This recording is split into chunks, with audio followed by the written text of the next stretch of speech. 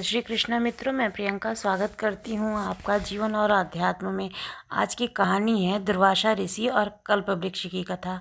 पौराणिक कथाओं के अनुसार दुर्वासा ऋषि भगवान श्री राम के दर्शन करने के लिए अपने 60,000 शिष्यों सहित अयोध्या नगरी को जा रहे थे। तब रास्ते में जाते हुए दुर्वासा ऋषि ने सोचा कि मनुष्य का रूप धारण करके यह तो साक्षात विष्णु जी ही संसार में अवतरित हुए हैं, यह तो मैं जानता हूँ, परंतु सांसारिक लोगों को आज मैं उनका पौरुष दिखलाऊंगा। अपने मन में ऐसा विचार करते हुए वे अयोध्या आए और अयोध्या नगरी में प्रवेश कर सबको साथ लिए भगवान श्री राम के भवन के 8 चौकों को लांघ करके पहले माता सीता के भवन में पहुँचे। तब शिष्यों सहित दुर्वासा ऋषि को माता सीता के द्वार पर उपस्थित देखकर पहरेदारों ने जल्दी से दौड़कर भगवान श्री राम को इसकी सूचना दी। यह सुनते ही भगवान श्री राम दुर्वासा ऋषि के पास आ पहुँचे और उन्हें प्रणाम कर सबको बड़े आदर सहित भवन के अंदर में ले गए और बैठने के लिए आसन भी दिया।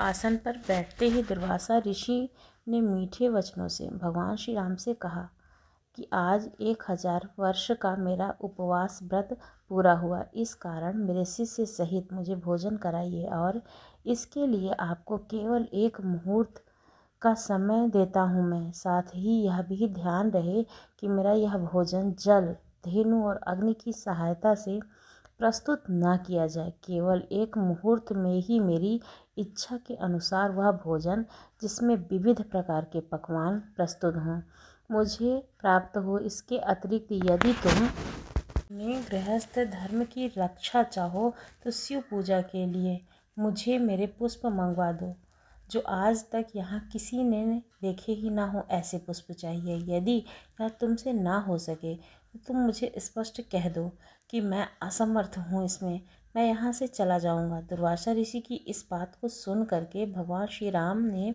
मुस्कुराते हुए नम्रता से कहा, भगवान आपकी यह आज्ञा मुझे स्वीकार है। तब भगवान श्री राम की बात सुन करके दुर्वासा ऋषि ने प्रसन्न होकर कहा, मैं सरयू नदी में स्नान करके वापस आता हूँ, शीघ्रता करना। हमारे लिए सब सामग्रियों को प्रस्तुत करने के लिए अपने भाइयों तथा सीता की शीघ्रता के लिए कह देना। भगवान श्री राम ने कहा, अच्छा आप जाइए स्नान करने के लिए, जब आप आएंगे तो यहाँ पे सारी सामग्री होगी। दुर्वासा ऋषि स्नान करने चले गए। भगवान श्री राम चिंतित हो गए। लक्ष्मण, भरत और शत्रुघ्न और माता सीता सब के सब व्याकुल होकर के भगवान श्री राम की ओर देखने लगते हैं कि महर्षि ने तो इस प्रकार की अद्भुत वस्तुएं मांगी हैं, इसके लिए वो प्रभु क्या करेंगे, क्योंकि बिना अग्नि, जल और बिना गौ के उनके लिए किस प्रकार से भोजन प्रस्तुत करेंगे। तब भगवान श्री राम ने लक्ष्मण से एक पत्र लिखवाया, अपने बाण से बांधकर धनुष पर चढ़ाया और छोड़ दिया। वह बाण वायु वेग से उड़कर अमरावती में देवराज इंद्र की सुधर्मा नामक सभा में जा करके उनके सामने गिरा। उस बाण को देखकर देवराज इंद्र व्याकुल हो गए कि यह बाण किसका है। उठकर देखा तो उस पर भगवान श्री राम का नाम लिखा हुआ था। फिर उसमें बंधे हुए पत्र को खोलकर पढ़ा। पत्र खुलते ही वह बाण फिर वहाँ से उड़कर भगवान श्री राम के तरकस में आ घुसा। उधर देवराज इंद्र ने उस पत्र को सभा में बैठे हुए उन देवताओं को सुनाया, जिस उसमें लिखा था कि देवराज इंद्र, स्वर्ग में सुखी रहो, मैं सदा तुम्हारा स्मरण करता हूँ, परंतु मैं तुम्हें आज एक आज्ञा देता हूँ।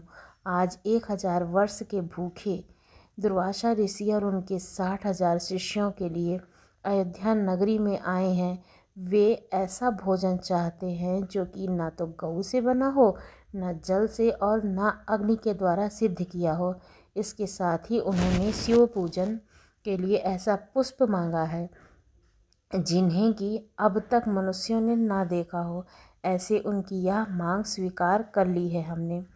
वे सरयू नदी में स्नान करने गए हैं, इसलिए तुम शीघ्र ही कल्प वृक्ष और पारिजात को क्षीर सागर से निकाले हैं, उन्हें क्षण मात्र में मेरे पास भेज दो। इसके लिए रावण के संहारक मेरे बाणों की प्रतीक्षा मत करना। यह पत्र देवताओं को सुनाकर देवराज इंद्र तत्काल उठ पड़े और कल्प वृक्ष तथा पारिजात को साथ लेकर देवताओं सहित विमान में बैठ करके अयोध्या नगरी में आ पहुँचते हैं। लक्ष्मण जी ने देवराज इंद्र का स्वागत किया और देवराज इंद्र ने भगवान श्री राम के पास पहुंचकर पारिजात और कल्प वृक्ष को भगवान श्री राम को अर्पण कर दिया। इतने में ही वे सरयू तट से दुर्वासा ऋषि ने अपने एक शिष्य को भगवान श्री राम के पास भेजा कि तुम जाकर के देखो कि श्री राम इस समय क्या कर रहे हैं। मैंने जो उनको आज्ञा दी थी उनके अनुसार कुछ अन्न अब तक बना है या नहीं बना है, अब तक कैसे ही चिंता मग्न हैं या कुछ कर रहे हैं वे। यदि मेरी आज्ञा अनुसार पकवान प्रस्तुत कर रहे हैं तो अब तक कितनी सामग्री है, सब तुम चुपके से देखकर वापस मेरे पास आ जाओ। तब जो आज्ञा ऐसा कह करके वह शिष्य श्री राम के भवन में आया। देखा तो कल्प वृक्ष और पारिजात से युक्त देवताओं की मंडली में मर्यादा पुरुषोत्तम श्री राम विराजमान हैं।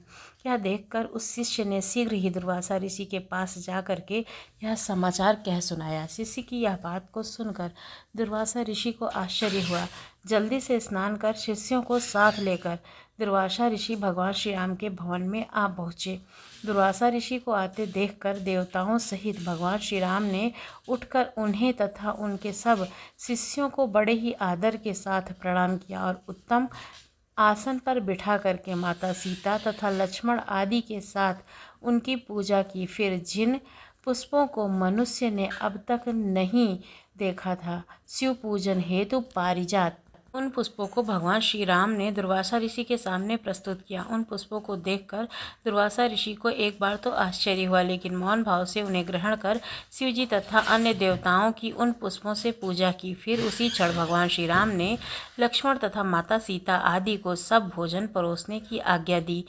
अब दिव्य अलंकारों से विभूषित माता सीता ने कल्प वृक्ष और पारिजात की पूजा कर अनेक पात्रों को ला करके उनके नीचे रख दिया और वह प्रार्थना करती हुई इस प्रकार बोली कि हे क्षीर सागर से उत्पन्न होने वाले तथा देवताओं के मनोरथों को पूर्ण करने वाले कल्प वृक्ष, आज शिष्यों सहित हमारे यहाँ दुर्वासा ऋषि आए हुए हैं, आप उन्हें संतुष्ट करो। तब माता सीता के इस प्रकार कहते ही कल्प वृक्ष ने क्षण मात्र में वहां पर रखे हुए अनेक पात्रों को अनेक प्रकार के खाद्य सामग्रियों से परिपूर्ण कर दिया। फिर तो उन सब अन्नों को उर्मिला सहित सीता ने स्वर्ण के पात्रों में रखकर दुर्वासा ऋषि के समक्ष परोस दिया। फिर तो भगवान श्री राम से निवेदित दुर्वासा ऋषि ने अपने शिष्यों के साथ बड़े प्रेम से वह भोजन ग्रहण किया। भोजन ग्रहण करने के बाद भगवान श्री राम ने तंबूल और दक्षिणा देकर के वहाँ से अपने शिष्यों के साथ वापस रवाना हो गए।